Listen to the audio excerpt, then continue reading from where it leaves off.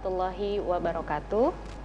Selamat sore dan selamat datang di program Ramadan kita, Ramadan Menyapa, yang disiarkan langsung dari studio RCTV. Program ini merupakan kerjasama antara RCTV dengan Lembaga Penelitian dan Pengabdian kepada Masyarakat IAIN Syekh Nurjati Cirebon.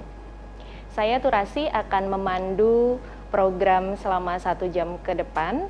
Dan hari ini kita akan mendalami tentang tema yaitu takwa jaminan kualitas kemuliaan manusia. Tema ini merupakan tema yang sangat luar biasa di mana kita sebagai manusia yang diciptakan oleh Allah Subhanahu wa taala sebagai khalifah di muka bumi, tentu saja tujuan utamanya adalah bertakwa kepada Allah Subhanahu wa taala. Sudah hadir bersama kita narasumber yang luar biasa yang merupakan akademisi dari IAIN Syekh Nurjati Cirebon, yaitu Profesor Dr. Ahmad Asmuni MA. Selamat datang, Prof. Ya, Assalamualaikum. Waalaikumsalam warahmatullahi wabarakatuh. Ya. Terima kasih sudah bersama kita untuk membahas tema yang luar biasa pada hari ini. Baik pemirsa sekalian, sebelum kita mulai, saya ingatkan kepada pemirsa di rumah untuk jangan sungkan memberikan pertanyaan ataupun berbagi pengalaman melalui nomor telepon yang tertera di layar kaca Anda. Nah, kita langsung saja memasuki segmen yang pertama. Kita akan mulai dengan mungkin Prof bisa menjelaskan terkait apa sih sebenarnya makna takwa, Prof. Kenapa ini bisa menjamin kualitas kemuliaan manusia? Baik, terima kasih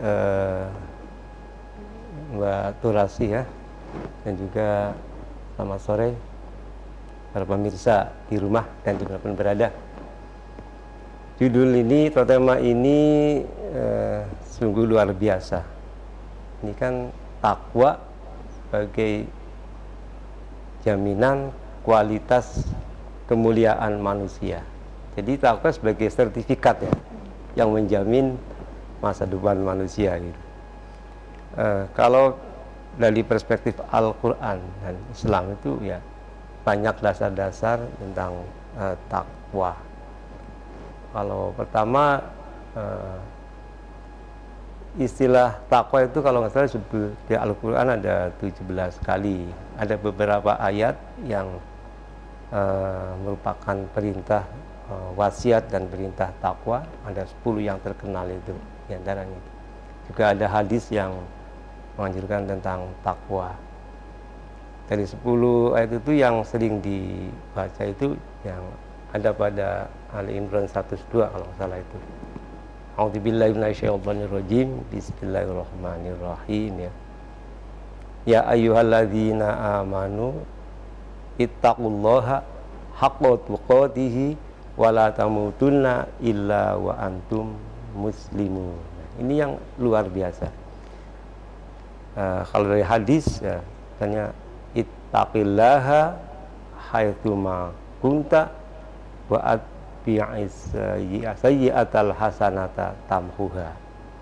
Ayat yang lain yang berkaitan dengan takwa ya sungguh banyak ya. Jadi kalau yang 10 tadi merupakan prinsip takwa, yang lainnya merupakan kriteria ataupun klasifikasi ataupun pengejawantahan dari takwa itu sendiri. Dari segi bahasa takwa dari qawiyya yaqwa ya. Jadi dari beberapa pengertian bisa berarti menjaga ya, rasa takut, khawatir ya, jangan-jangan khawatir ya, takut itu memang berkaitan sekali itu. Ini dari asal katanya itu. Tapi kalau dari definisi dalam kaidah fikih misalnya atau dalam teologi itu umumnya ya imtithalu awamirillah kan ya. Jadi menaati semua perintah Allah dan tarku an-nawahi meninggalkan larangannya, baik dalam keadaan sendiri maupun banyak orang, dalam rahasia maupun tampak, ataupun dalam keadaan lahir dan batin. Itu begitu. Saya sengaja menyoroti ayat pertama tadi nih. Jadi yang menurut saya, karena bidang saya memang ya filsafat ya, jadi kalau dari perspektif falsafi itu dahsyat sekali. Pertama dari mana ya ayyuhalladzina amanu ya, ittaqullaha haqqa tuqatih, wahai orang-orang yang beriman ya, bertakwalah kamu kepada Allah. Ada haqqa tuqatih berarti sebenar-benar ketakwaan. Wala tamutunna, dan janganlah kamu mati kecuali kamu dalam keadaan berserah diri. Nah, ini ayat ini saya soroti karena memang pas bidang saya, bidang pemikiran ya. Luar biasa, dan ayat ini memang dipakai hampir di seluruh, ya semua orang kalau khutbah pasti membaca ini. Makanya ini dikedepankan dari beberapa ayat mengenai prinsip takwa. Jika secara logika ya, itu ada urutan-urutannya. Kita kembali dulu sebelumnya ke prinsip Islam. Islam itu kan ada, dalam Islam ada Islam, kemudian iman dan ihsan. Nah, takwa ini mendasari tiga-tiganya, baik pada level Islam, level iman maupun level ihsan. Maksudnya bahwa takwa ada di Islam. Jadi tingkat keislaman orang ya mungkin masih awam ya, dasar gitu. Tingkat iman berarti lebih tinggi. Kalau sudah ihsan udah benar-benar sampai ke tingkat yang luar biasa. Nah, kalau di ayat ini tadi Ali Imran 102, ini maknanya bahwa orang yang sudah katakan ya ayyuhalladzina amanu, pasti orang yang sudah Islam dulu. Islam dulu. Jadi lewat Islam baru dia iman. Nah, pada waktu ittaqullah ya dia dalam level iman. Lalu haqqa tuqatih ini pada level ihsan.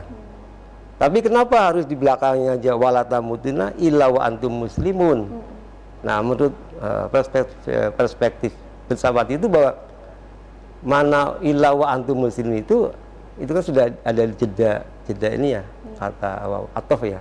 Jadi istinaf huruf sambung. Itu pasti mananya muslimun atau Islam yang pertama dan kedua berbeda.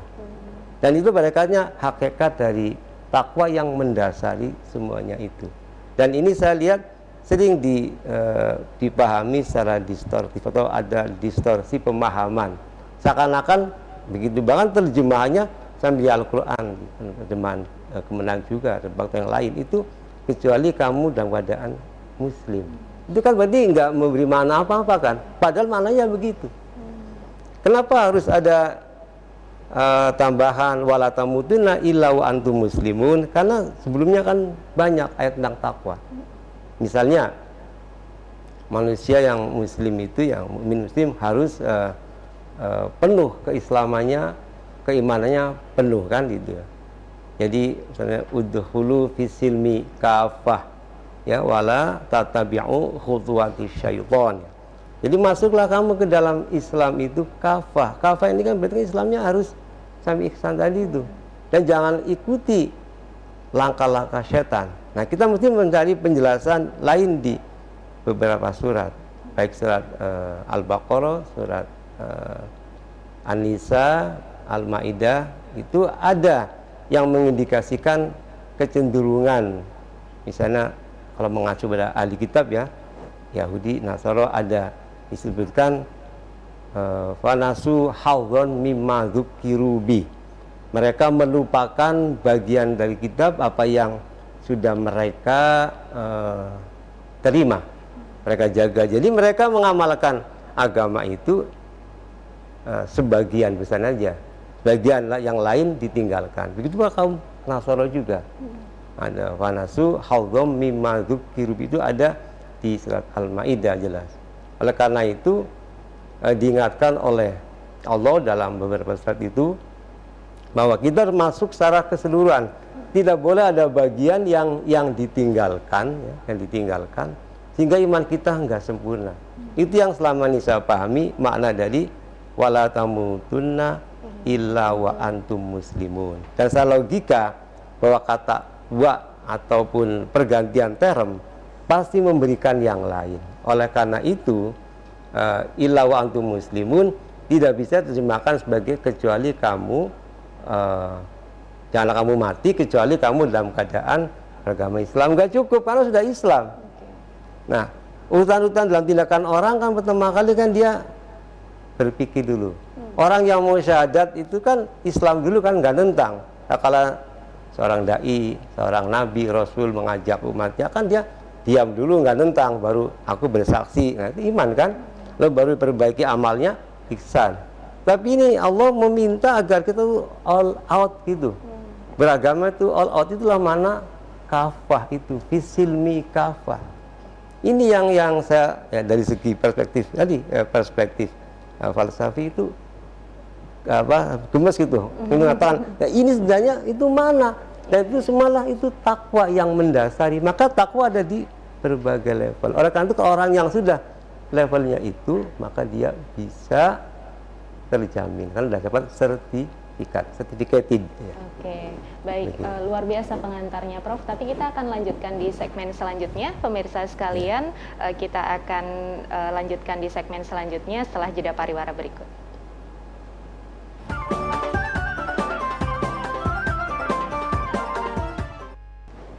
Kembali lagi bersama saya Turasi yang menjadi host dalam acara Ramadan Menyapa pada sore hari ini. Program ini merupakan kerjasama antara RCTV dengan Lembaga Penelitian dan Pengabdian kepada Masyarakat IAIN Syekh Nurjati Cirebon.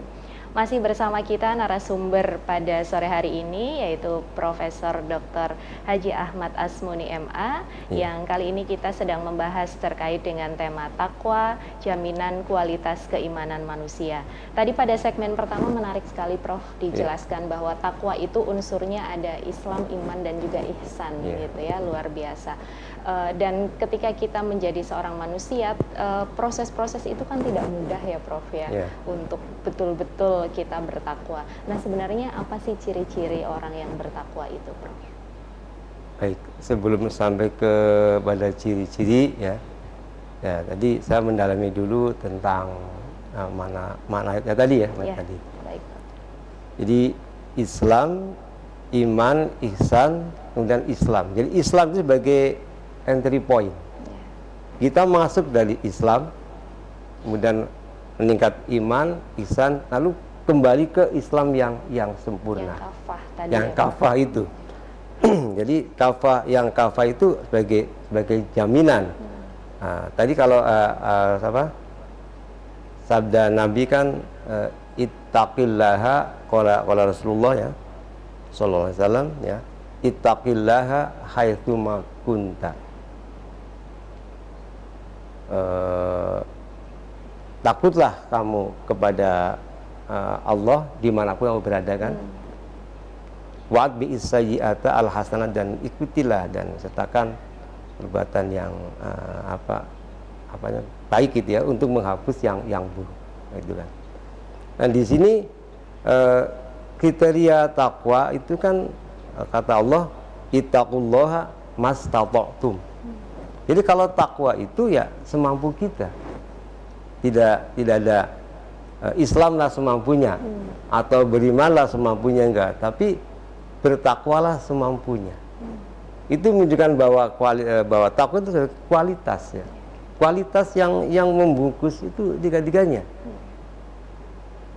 Tapi kualitas itu memang harus ya. Jadi ada semualah di tiga level itu. Maka kalau kita memperoleh kualitas yang tinggi, berarti kita memperoleh sertifikat yang terjamin gitu. Jadi sebagai kualitas, apa sih kualitas? Berarti kan apa? Nilai-nilai baik ya dari keimanan kita. Apa kita berada di tingkat Islam biasa atau tingkat iman lebih tinggi atau tingkat yang khawas ya.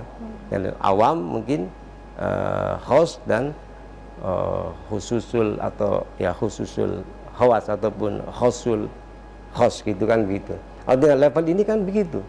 Maka tadi ayat yang saya bacakan ini yang mengacu kepada beberapa surat itu, tidak boleh ada bagian segmen kecil dari agama yang kita lewatkan.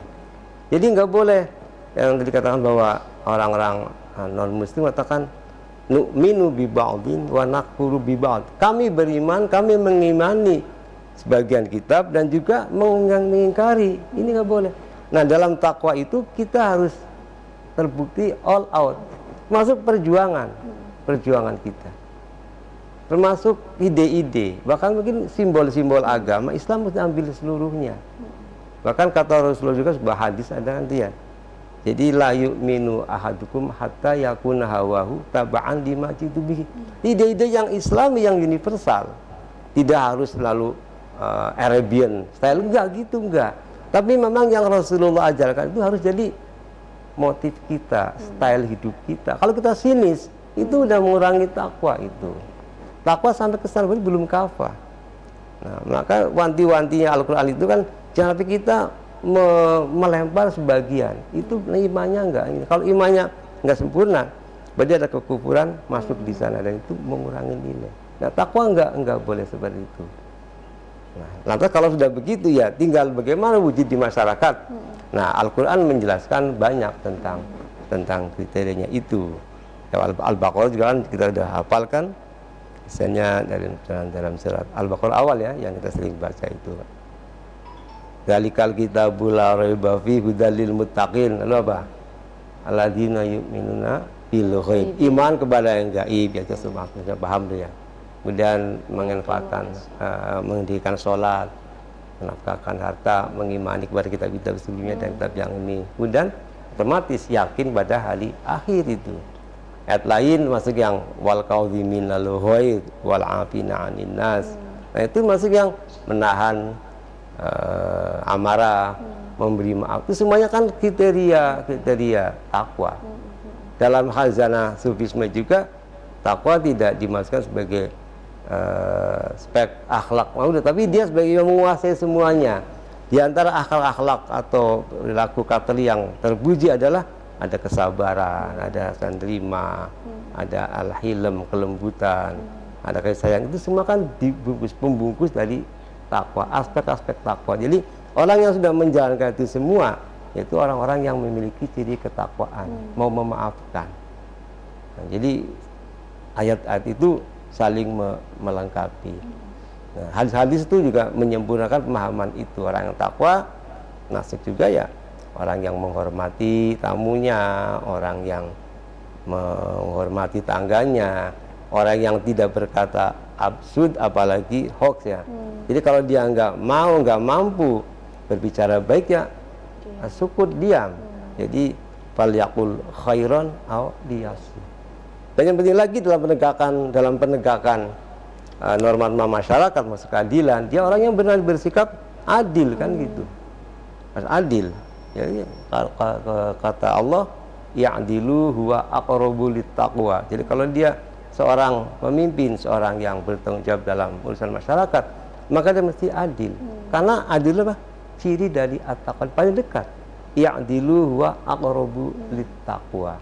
Kesana itu nadinya gitu. Itulah beberapa kriteria dari orang takwa yang memiliki sikap takwa ya.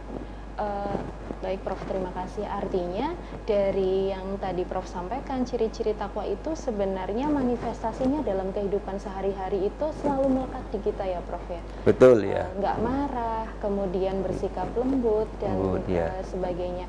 Tapi kan untuk mencapai itu susah ya Prof ya. Lagi-lagi gitu karena kita manusia yang selalu punya excuse, bukan keterbatasan sebenarnya. Kadang itu kita merasa bahwa kita nggak mampu karena sebenarnya kita terlalu sibuk dengan hal yang lain. Untuk bisa mencapai itu bagaimana Prof caranya? Ya, itu perlu melatih diri. Makanya ibadah-ibadah di dalam Islam itu kan latihan rohani, latihan spiritual gitu kan, untuk mencapai kematangan spiritual, kematangan jiwa. Nah, ini kembalinya kepada tadi ibadah kita. Jadi mulai selain syahadat ya, sholat, ya, puasa, zakat, puasa, zakat, sampai ibadah haji lah. Tapi yang kita hasilkan sehari-hari kan ya, yang gampang kan sholat ya, sekarang puasa. Semua orang bisa, kalau haji kan pergi ke sana jauh kan, ya zakat juga bisa.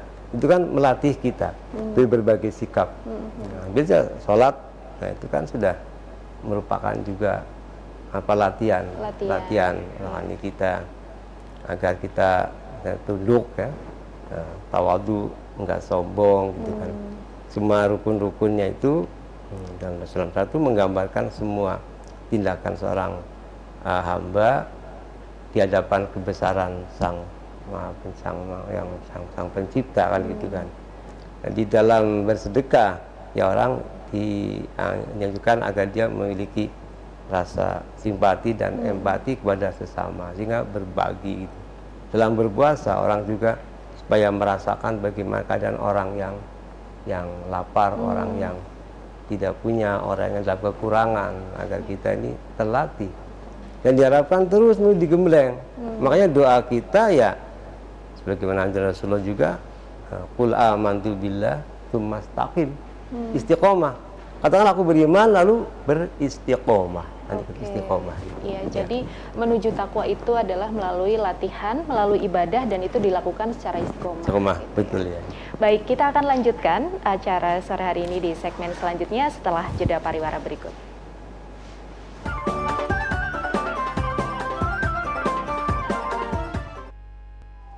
Pemirsa, terima kasih Anda masih setia bersama kami di program Ramadan Menyapa, program spesial Ramadan yang merupakan kerjasama dari RCTV dan juga Lembaga Penelitian dan Pengabdian kepada Masyarakat IAIN Syekh Nurjati Cirebon. Kita masuk ke segmen ketiga dan kali ini ada pertanyaan ini Prof, pertanyaan titipan dari pemirsa. Ya, baik. Iya. Silakan. Saya bacakan, jadi ada pertanyaan. Prof, bagaimana caranya supaya kita bisa menghadapi tantangan dalam kehidupan dengan cara bertakwa? Untuk menghadapi tantangan dalam kehidupan itu seperti apa mungkin, Prof? Ya, ini pertanyaan yang memang komprehensif ya, tapi ya memang ya luar biasa. Tantangan selalu ada ya, godaan selalu ada. Jadi bahkan di bulan Ramadan sendiri, meskipun setan diikat dan dirantai, itu kan maknanya mana majazi ya, mana alegoris ya, jadi mana kiasan saja kan. Jadi sebenarnya ya tetap selalu ada. Jadi untuk menjaga kualitas takwa dan juga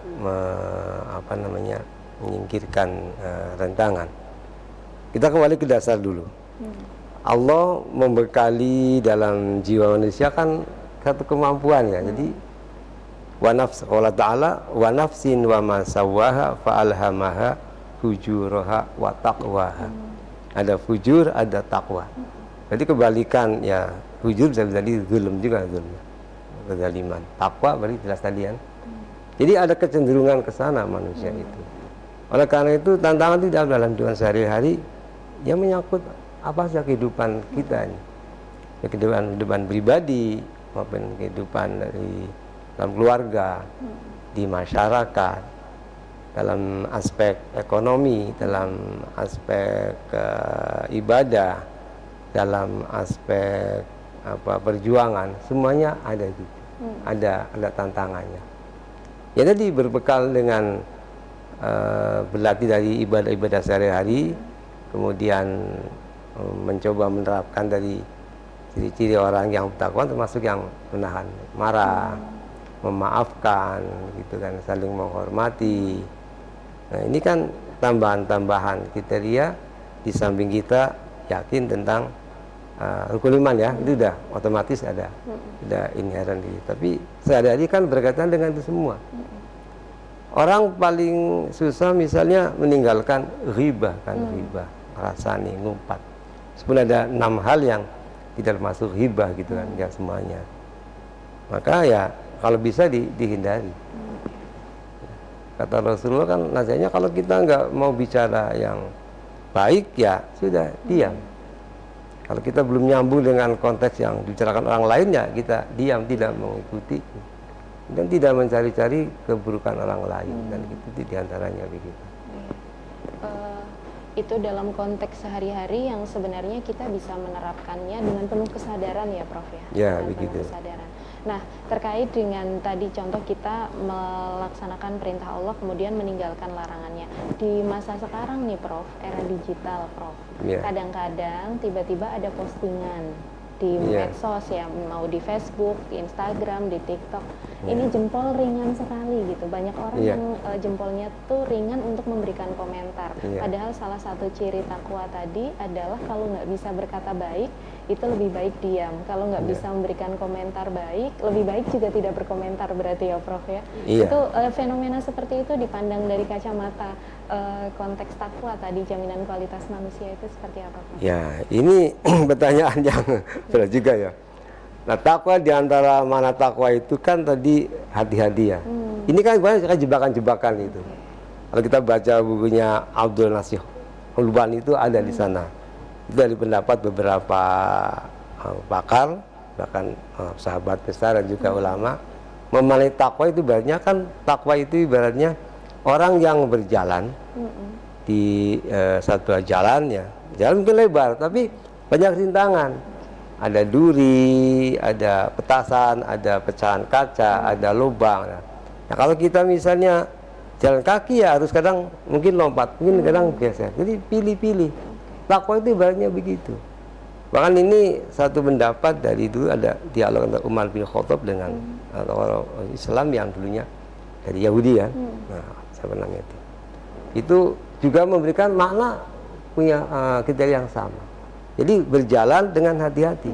Maka kalau kita menghadapi, kan tadi contohnya dalam pergaulan di medsos ya, di medsos.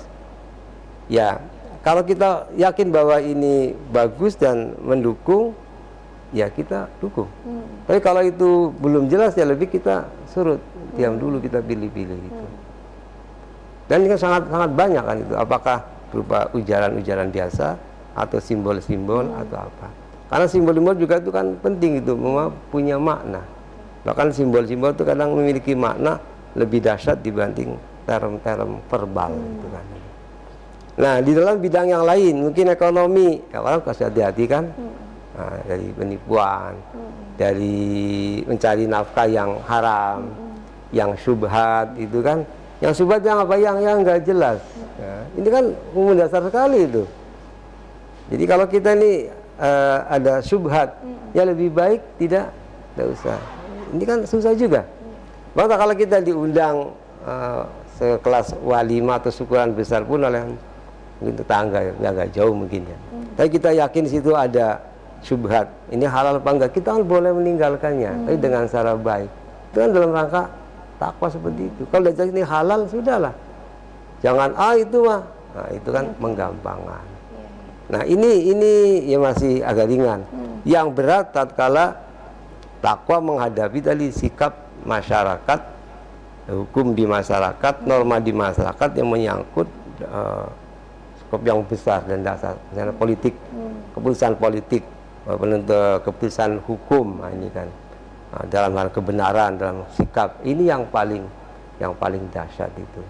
Maka nanti ada ulama juga, ulama yang ulama apa, ulama yang, makanya ada kriteria di samping orang muslim ada yang munafik. Yang munafik ini kan masuk tadi yang membuang sebagian dari bagian Alkitab kan, dari Al-Quran gitu, diambil enaknya, dimanis enaknya. Bagaimana kan oleh takwa, wong takwa harus kafah, tapi dia ambil mana yang menguntungkan dia saja. Ini yang paling dahsyat ini. Kenapa? Karena dampaknya besar dan dalam jangka yang panjang, laten lagi terus. Nah, ini yang paling berat itu. Sebut sajalah ya korupsi, manipulasi, penggelapan, apalagi. Termasuk langkah-langkah yang akan menghantarkan kepada korupsi. Sebelumnya kan orang kan ya mestinya apa? Ya langkahnya sebelum korupsi biasanya kan kolusi dulu kan ya. Kolusi. Nah, kolusi baru kan mencari orang yang atau apapun, mungkin nepotis dulu lah, konselnya dulu siapa temannya. Itu kebalik maksudnya, mestinya NKK, nepotisme, kolusi baru korupsi. Ini juga sebenarnya term yang secara filosofi itu salah, tapi buru-buru kan. Jadi KKN itu mestinya NKK. Jadi nepotisme dulu, baru kolusi, baru korupsi. Kan angkanya gitu. Nah ini kan berat. Sampai sebuah keputusan tindakan yang ini itu kan melalui nepotis teman-teman kita yang ini dan nego di ini. Ini yang mungkin paling berat karena itu dampaknya sungguh luar biasa. Apalagi keputusan politik yang tanda tangan itu bisa mengubah nasib banyak orang. Nah kalau tidak begitu dipertaruhkan. Ya memang dalam Islam ada jalan keluarnya, ada jampinya atau ada apa namanya penawarnya ya. Nah kalau kondisinya begitu ya mungkin orang harus ini. Makanya Rasulullah pernah menggambarkan saja di akhir zaman itu ya nanti orang-orang yang beriman, orang yang sudah Islam, mungkin Islam, beriman kan enggak. Orang Islam itu nanti orang yang megang agama itu banyak megang al-jamroh, bara api, dipegang lama-lama ini. Ya, ini udah dilempar-lempar saja. Jadi agama jadi disikapi salah ya, sebagai alergi gitu kan. Ya karena orang sudah membuang norma-norma yang seharusnya itu sebagai takwa, tapi kita jadi menjadi apa? Bukan takwa lagi, tapi sudah dibuang. Takwa all out tadi gitu kan. Nah ini nih yang paling berat itu. Kalau sadari, kalau menyangkut hukum, menyangkut keputusan dan kebijakan, dan apalagi dia seorang yang memiliki otoritas sebagai pemimpin itu yang berat itu. Makanya harus selalu berdoa, kata Rasulullah berdoa. Doa agar selalu istiqomah, kan doanya apa? Doanya ya kita meminta Allahumma khtim lana bi husnil khotimah, Allahumma khtim lana bi bil istiqomah, kan begitu. Jadi minta istiqomah dan minta husnul khotimah, kan begitu. Sebenarnya tadi ya menyambung ke pertanyaan yang dari pemirsa tadi bahwa kuncinya itu sudah ada gitu ya. Sudah ada, kita tadi istiqomah, kemudian berhati-hati gitu ya. Hanya saja sebagai manusia kadang-kadang aspek untuk hati-hati dan istiqomah itu banyak lubangnya gitu ya Prof ya, dan itu tidak dihindari dengan baik. Mungkin ke pertanyaan selanjutnya Prof. Nah, supaya gitu ya kita tetap bisa melangkahkan kaki untuk bisa beristiqomah di jalan takwa, untuk bisa all out gitu Prof, itu seperti apa? Langkah-langkahnya ya tadi yang saya katakan dari beberapa ayat dan hadis dan juga qaul hikmah itu ya harus senantiasa punya keinginan, kita punya keinginan untuk menegakkan diri kita, untuk disiplin gitu.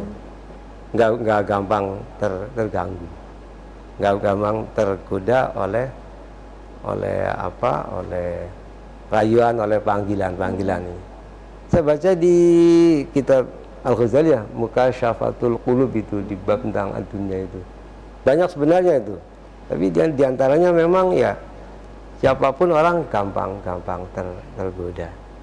Dikisahkan di situ di zaman Nabi juga suatu ketika Ubaidillah bin Jarrah ya, seperti di zaman Nabi itu datang dari Bahrain itu kan membawa ini, kemudian para sahabat pun habis subuh itu seakan ada rasa ingin memperoleh barang itu kan, dan Rasulullah dan bersabda mengenai tadi keinginan kecenderungan keduniaan. Nanti lanjutkanlah setelah ini. Oke, baik Prof. Ceritanya kita lanjutkan setelah setelah jeda pariwara berikut. Pemirsa tetap bersama kami di Ramadan Menyapa.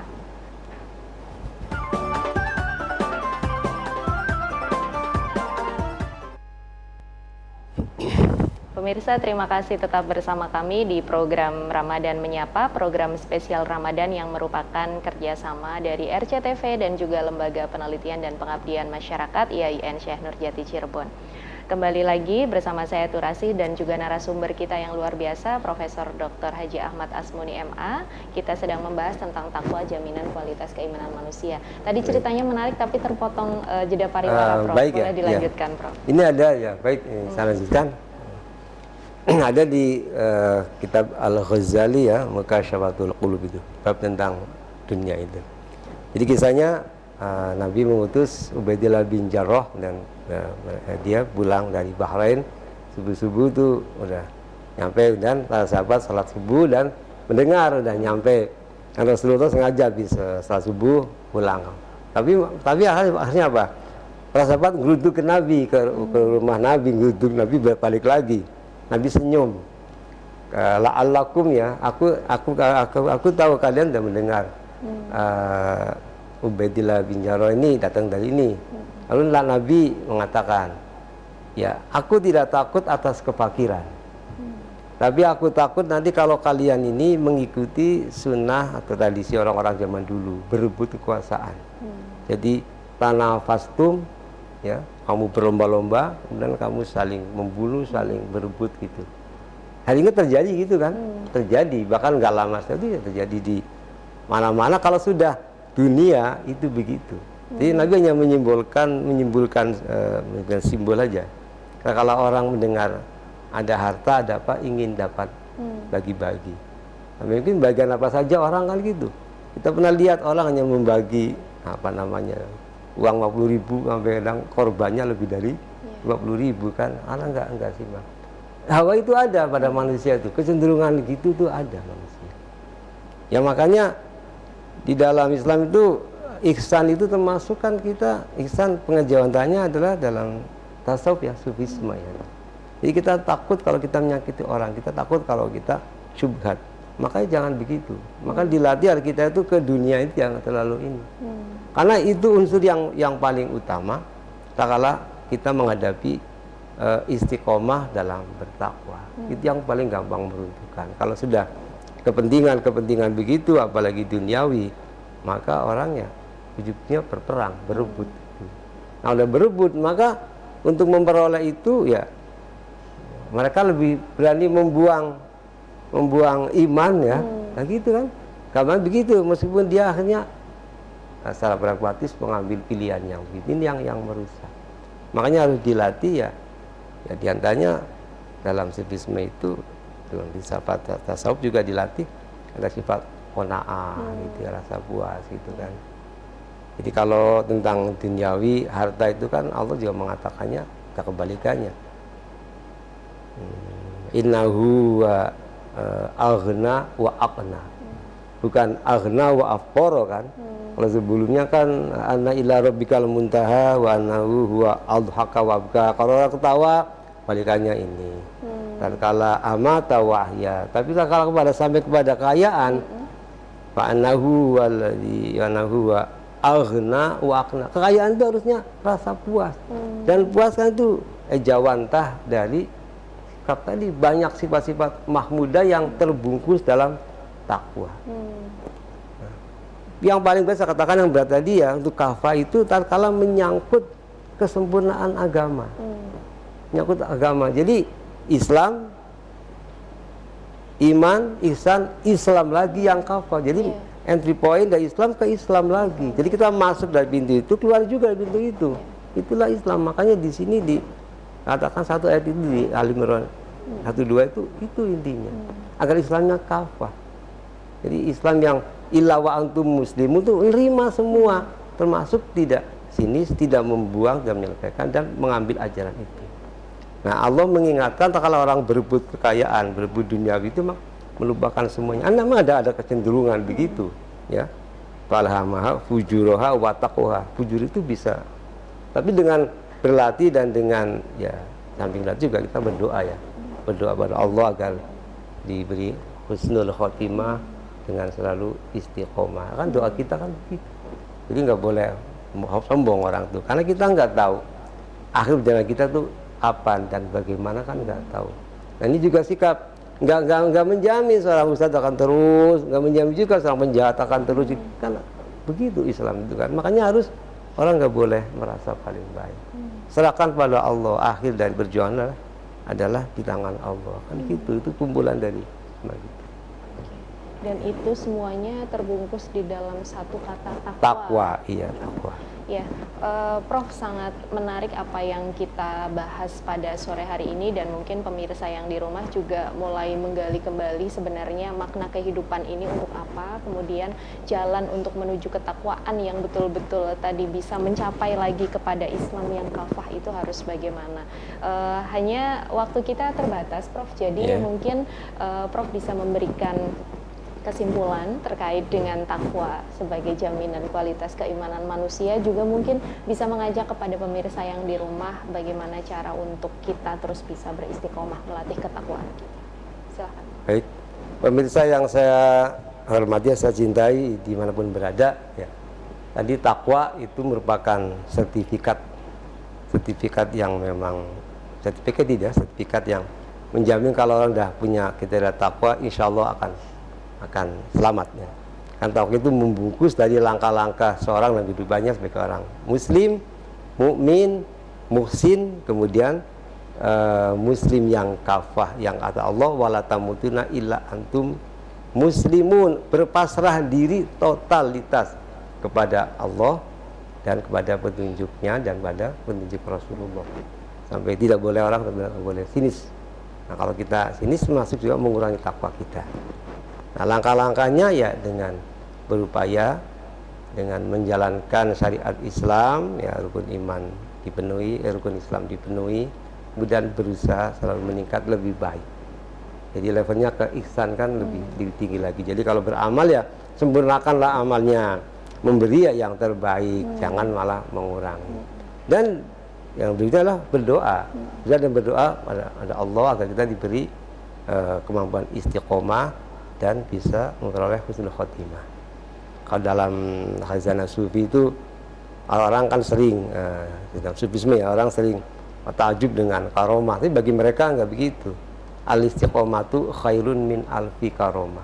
Istiqomah dalam kehidupan ini lebih baik daripada 1000 karomah, keramat, keajaiban, kemuliaan yang tampakkan oleh mungkin para santos dan orang suci atau para aulia.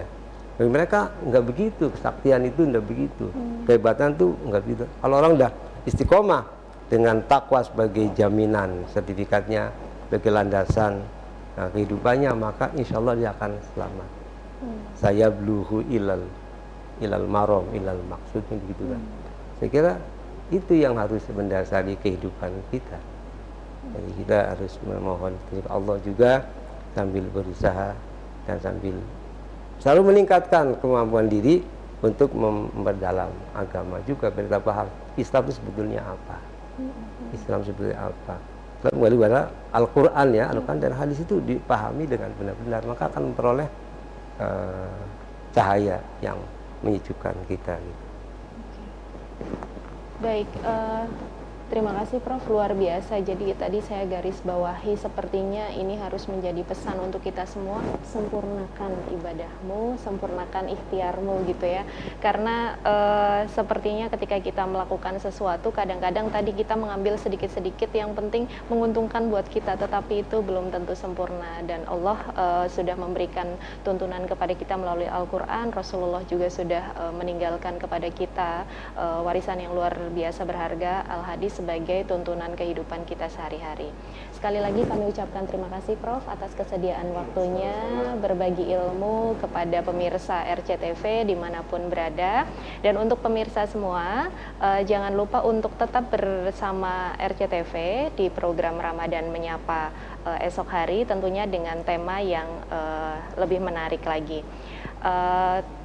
Program Ramadan Menyapa merupakan kerjasama antara RCTV dengan Lembaga Penelitian dan Pengabdian kepada Masyarakat IAIN Syekh Nurjati Cirebon.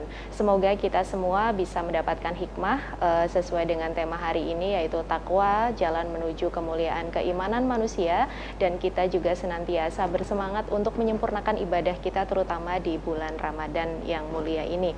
Kepada pemirsa semua, terima kasih. Sampai bertemu lagi di program Ramadan Menyapa selanjutnya. Salam sehat selalu. Assalamualaikum warahmatullahi wabarakatuh.